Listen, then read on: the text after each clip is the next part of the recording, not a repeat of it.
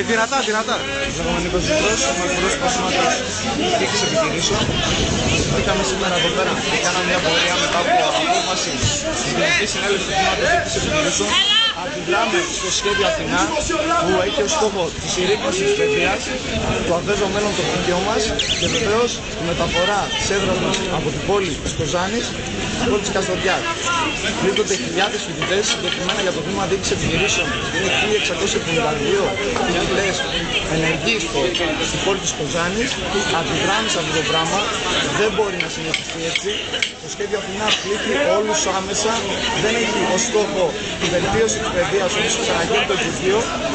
Εμείς ως απλοί φοιτητές θα μπούμε σε διάλογο. Είμαστε σε πλήρη συμφωνία και με τους καθηγητές μας και με το διοικητικό προσωπικό και με το Συμβούλιο ΒΤΗ. Θέλουμε να καταθέσουμε μια πρόταση, να εισακουστούμε, να ακούσουμε τι πιστεύουμε εμείς στις απόψεις μας και βεβαίως να μην υπολογίζουν όλοι τους ξενοδόχους. Αυτοί που πλήττονται είναι οι απλοί φοιτητές, η οικογένειά μας, όπως όλοι μας βλέπετε ότι η καιρή είναι δύσκολη.